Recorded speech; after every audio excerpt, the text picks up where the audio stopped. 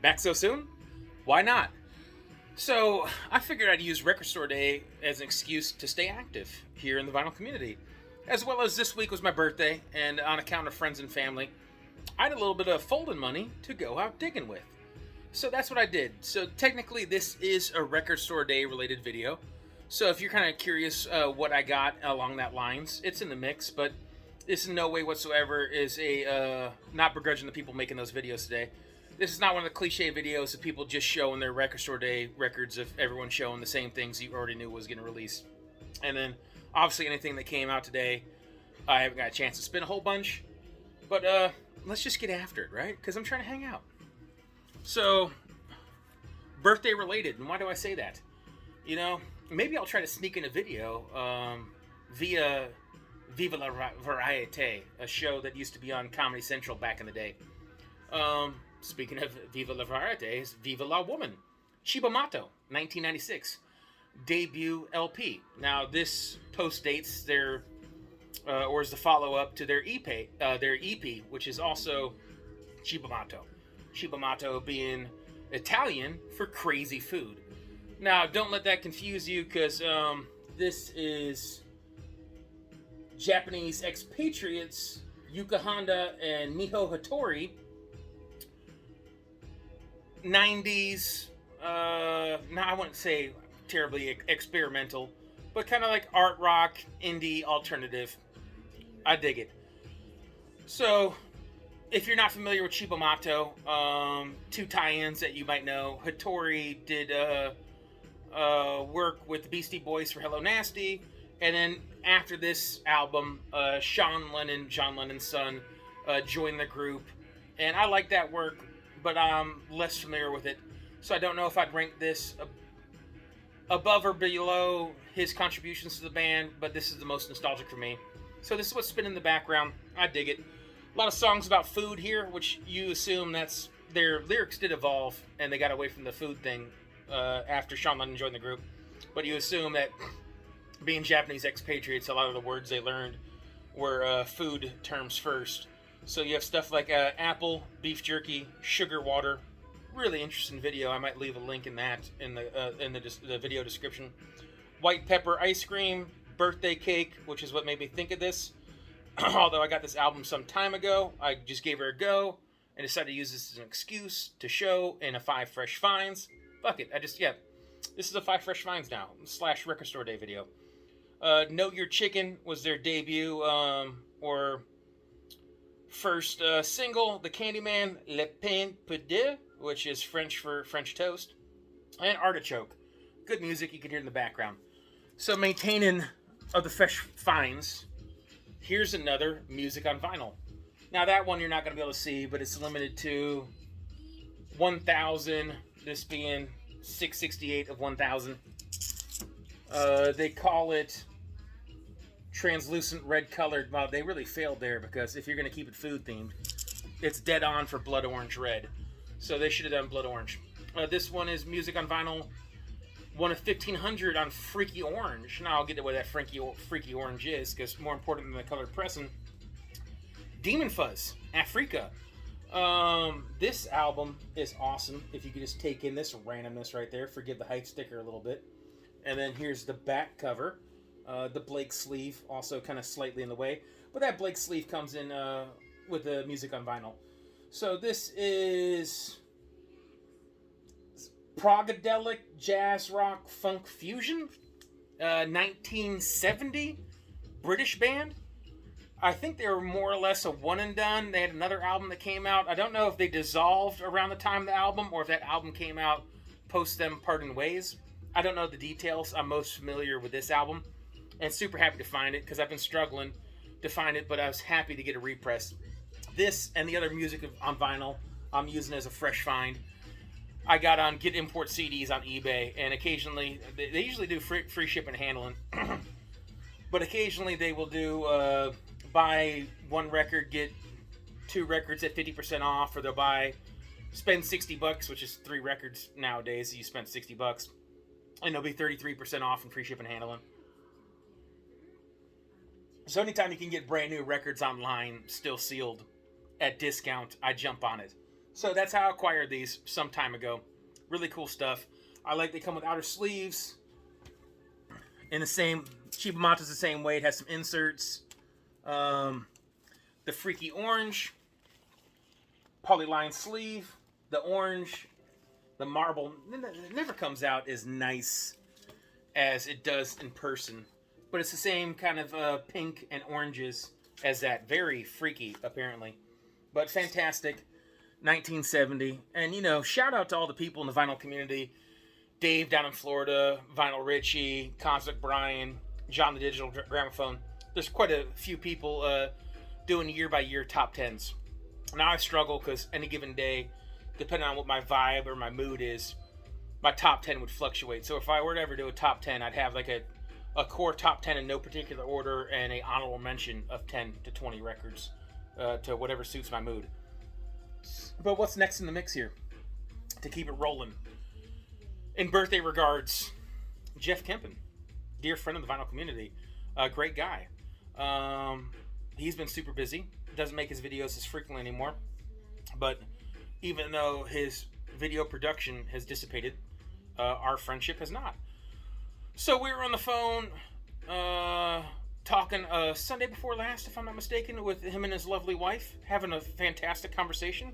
And I've been cooped up in hospital rooms and physical therapy centers and living at mom's house and, out of work. So I've not been the social butterfly I normally am. So I probably talked at him more than I talked with him. But the conversation was fun nonetheless. Him and his lady are absolute gems. And then him being the precious angel baby that he is, decided to send me a record. And that record is Miles Davis, Jack Johnson, or I should say a tribute to Jack Johnson named after the documentary of the same name. This is the original album cover, and I did a crafty thing I did occasionally. Now, in later represses, this is the cover you see. I ripped the hype sticker, covered up the UPC. So I got that ugliness out of the way, and I'll hold it this way because there's Jack Johnson, the man, right there with a bevy of beautiful ladies. Jack Johnson was a phenomenal piece of sports history and American history, African American history, but really American history. His life and events are the stepping stones of our progression in society. He was the first black heavyweight champion. He was the owner of a kind of speakeasy style, well, pre-prohibition, but speakeasy style, black and tan nightclub. Married white woman. Was very bold, audacious, flashy dresser, drove fast cars, topped them out back when 90 miles an hour was the death trap. He was pushing the limits. Got arrested for transporting white women across state lines. Really unique life in a time where they did not want anyone of color to be a champion. And he broke the color barrier because prior to him becoming the champion in the early 1900s, they used to have a colored championship, colored belts. The world that we lived in once. It's so crazy to think where we were and how we've come along. That's a side note. As far as Miles Davis, this is post Bitches Brew and pre this. So I'll just segue into the next thing with Miles Davis. So in that same line of, if you can't tell by this artwork, this is that Bitches Brew era of jazz rock fusion, electric jazz, kind of weird out there goodness. Really cool. You should be familiar with Bitches Brew if you like Miles Davis at all. This is rad music. And it should look familiar because it's the same cover artist as Bitches Brew. Also did art for Santana. What's that guy's name? Abdul Marty Klarwein? I think that's correct. Unique character, German-born French citizen, died in Spain after living a lot of his life in New York City, if I'm getting that right. So he knew Miles Davis personally. Now this work was already done, and then Miles Davis powwowed with him and commissioned to do the backside. And so you had a concept. The front side, being represented by like fertility and nature and rejuvenation and beauty and, all things resurgent and powerful. If you can't tell by this cover, right? This profound cover, I view this as Mother Nature. Maybe I'm looking too much into it, but that's how Miles Davis viewed it and other people. And so his idea was the back would be the antithesis of all that. Chaos and carnage and things that are disgusting.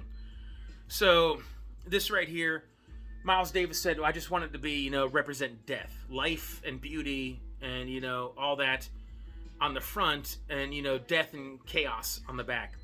So Abdul said, okay, I could do that. And the only thing Miles Davis said was, I kind of want it to look like a toad. And then so apparently Abdul got his inspiration. I just learned this recently, going down a wormhole, because I was like, man, I know this artist more than I think I know him more than I think I know him. And so apparently he drew inspiration. That toad was, he saw J. Edgar Hoover on the cover of Time Life magazine. And if you know anything about J. Edgar Hoover, he was a nefarious, shady character that led the FBI and blackmailed and was not self-confident in who he was, and peculiar thing. Peculiar piece of American history. But anyways, this is a Black Friday Record Store Day. So this is what I'm going to be segueing in. We're talking about Record Store Day here.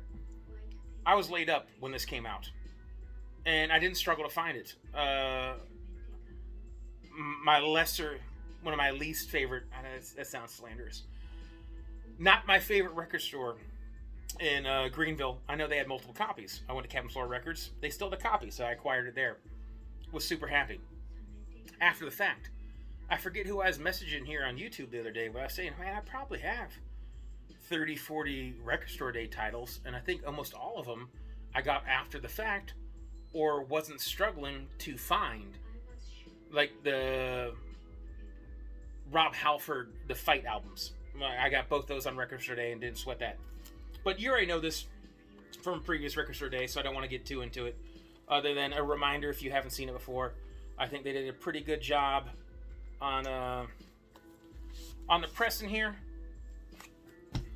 One thing I love about it is I'm pro color pressing. I don't need to have them, but I like them. I think that looks pretty good, especially with artwork and the contrast with the 360 Columbia label. One thing I don't like is that I hate when they manipulate these things so that they're slightly wider than they are tall, so I can't put them in the record the way I desire to be able to neatly put them in and out. But that's neither here nor there. That's a gripe. Because one gripe's probably going to segue into another gripe. Now, I don't want to say I have buyer's regret or anything like that. But I just acquired this. And I feel like it's a very human nature thing, this fear of missing out. That you use events like Record Store Day to go out and consume and purchase.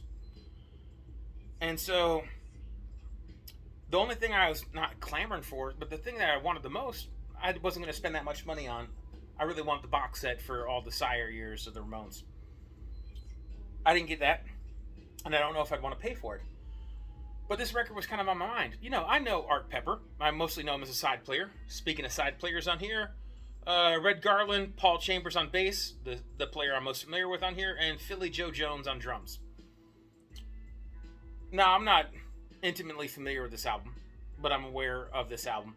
And I guess I was hanging out with Fred Putterman and Chris and the crew on a late night stream, kicking it with Davis and all that jazz.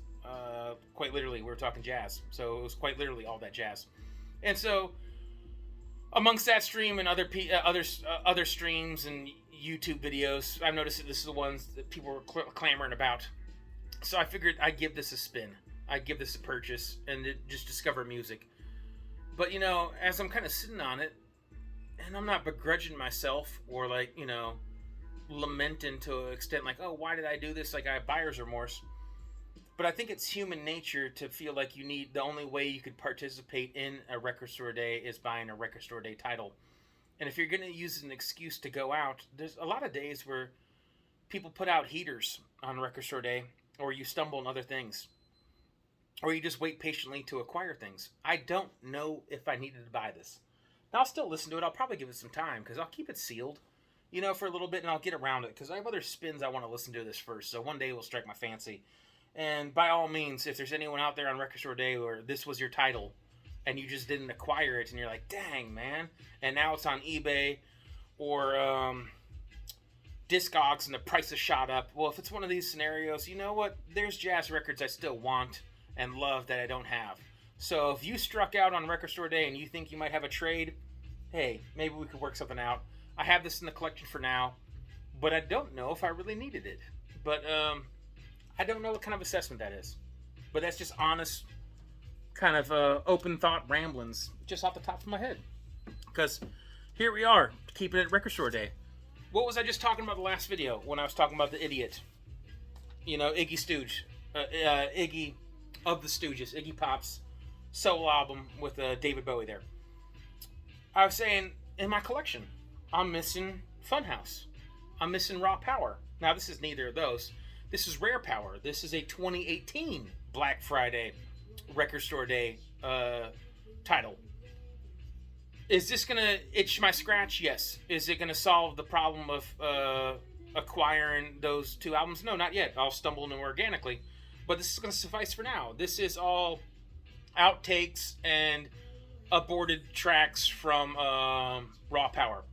So that's cool. It's like $25. I just looked it up online. I'm just curious to learn a little bit about it. Because this is missing Search and Destroy, and, you know, I still need Raw Power. You know, that's not going to change that, but I'm happy to have this in the mix because I dig the Stooges. But, you know, online it's like, you know, $40, $60. You know, there's people that are, like, waiting for the right buyer at the end of the rainbow. And I noticed that usually, especially if you're not in a giant metropolitan area, usually prices are more fair in store. And so, happy to have found this. Clean copy. Record Store Day title. Here we go. So, Record Store Day. I'm acquiring Record Store Day titles, even if it's not in the conventional manner, so to speak. But, and here's another thing, too. I know maybe for some people that don't live so close to record stores, they need an excuse to make the voyage or go somewhere. You know, I'm pretty lucky here in Greenville that I have locations to go to. But whether it's online or in person, there's always new releases, whether it be new music or old titles finally catching repress. And I don't think you need to rely on record store day just to have an excuse to buy music. Now, if there's something you've been waiting on for so long, like I mentioned before, the Fight albums, then it's really great when that comes to fruition and just works out magically. But maybe it's just the titles are dissipating, and I'm not as passionate about some of the things that are coming out, or maybe I'm more grateful for what's in my collection. But for whatever reason, I don't know. The record store days lost its luster for me to a certain extent. But in regards to new music that's still coming out, here's a title. I got this week, but I think it came out a week or two ago. I don't know exact date. I got it this week, new to me. So, Jack White, I love him. I own his whole catalog, minus the Upholsterers rare Sub Pop record that waiting for a repress. Let's just say that. So this is his latest solo album. So Fear of the Dawn.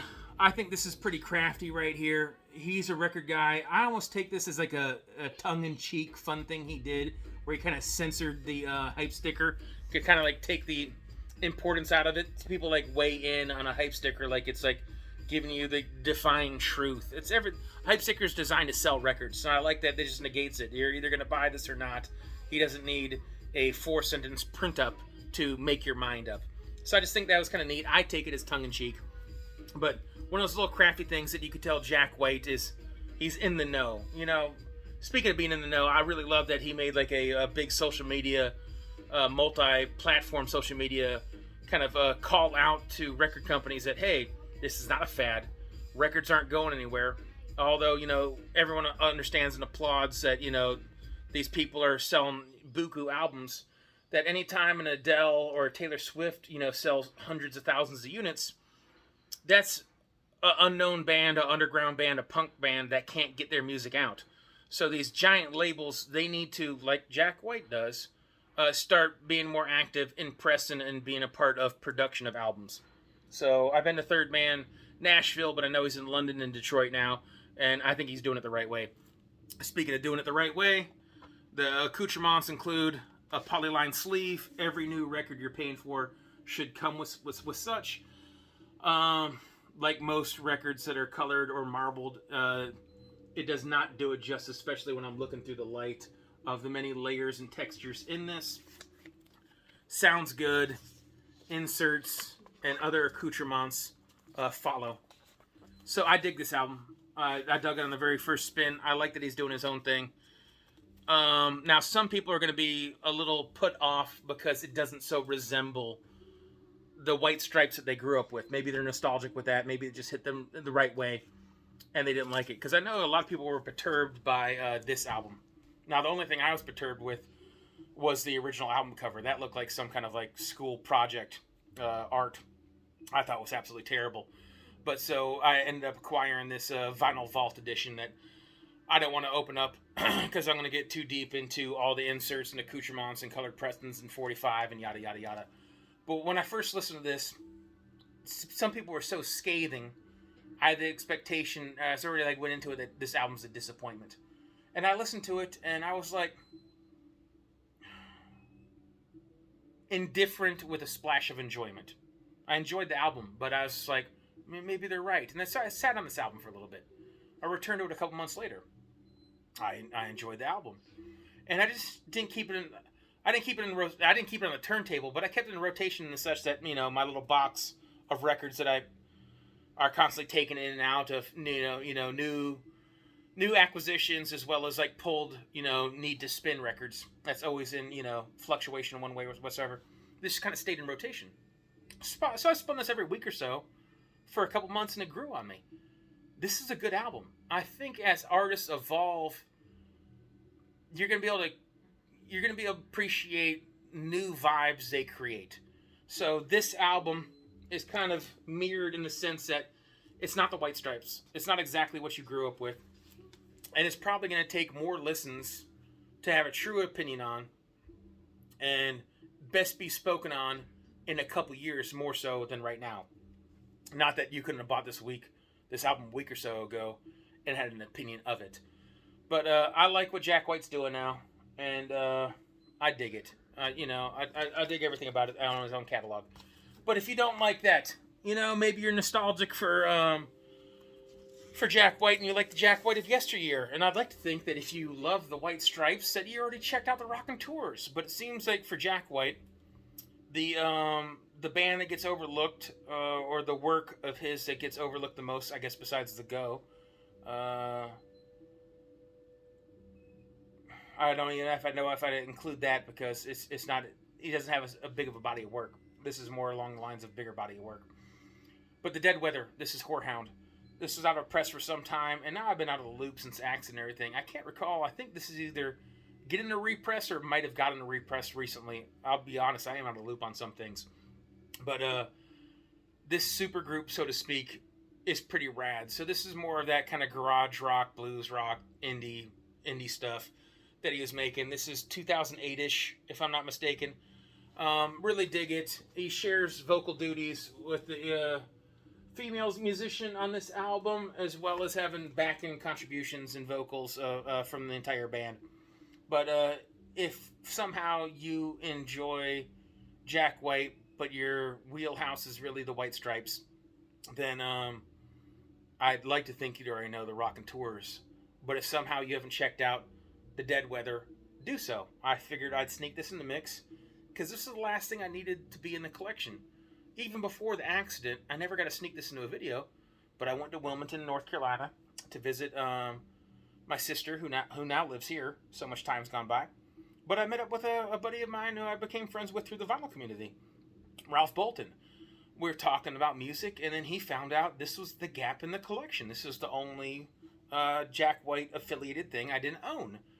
And so he sent me this. Extremely generous. Very nice. I'm sorry life got in the way, and I thanked you at the time of receiving this, but in a public format, so to speak, or showing it off. This is my first chance to really thank you, and I appreciate it. So this is CD era, so it runs a little bit long. So this is actually a 3-sided record. One of the sides being this really cool etching. So rad stuff there. Love it. Check out Dead Weather if you don't know. And the last thing here, because especially... So this right here is Sir Lord Baltimore. I'd like to think you know what this is. Dillon at Noble Records sent me this some time ago. Getting close to 2 years ago now. So, birthday cake. So this is the origins of heavy metal. So, and I don't want to scare people away with saying something like that. But if you like black metal, death metal, speed metal, in your face, aggressive, dark, sinister metal, this isn't in that wheelhouse, but I'd like to think if you like metal, you'd appreciate the origins of it. And that's what this is. But at the same time, if you hear terms like that and you're like, oh, that scares me, I don't like metal, it's okay. This is early 70s, hard and heavy, rock and roll. So don't be so scared if you hear anyone mention, heavy metal, as this was so coined in Cream magazine. This is the origins of heavy metal. Brooklyn-based band that was around for 2 albums. I think they reunited years later, etc., and had some other thing, right? But as I said, Dillon Noble Records sent me that, and the second he did so, I knew that I had to acquire their follow-up. This is almost equally as good, but it's good enough in the sense that if you like that album or love that album, you'll definitely enjoy this. So if you have that album, you're going to have to acquire that one. Now, Dillon, I think we have almost all the same records, but he has the originals and rare pressings, and I'm living that repress life. And it is what it is. I'm okay with it. But so I acquired this some time ago, but this is just the last of the fresh finds. It's just a recommendation, and if you dig that, it doesn't matter where you start. You can start here, you can start there. If you stumble on some Sir Lord Baltimore, the self-titled is the follow-up. This one has a bunch of superficial scratches for a recent repress. I don't know how well it's going to show up, but it looks like maybe someone just left it out, cleaned it ugly, or just, stacked records on top of records, whatever they did. Luckily, it's all superficial. I think I got this, minus the shrink. The world won't end. Little superficial scratches. It's like $12. I'm happy to find it just that way. Now, would it be ideal that I find original press and like dead mint at a beyond fair price? Indubitably. But I'm content for this in the collection. Keeping the energy up, I'm going to go and get gone, tie up a loose end or two, and then probably take a nap because, record store day happened and I'm tired. I freaking love you guys. If you're out on record store day, and hopefully if you're gung-ho on all your titles that you were waiting for them to come out and they were all magical and desirable, then hopefully you got every single one of them. And if not that, then hopefully the record store you went to used record store day as an excuse to put some grail on the wall or some long-awaited dig in a bin. So best to you. Cheers, one love, all that jazz.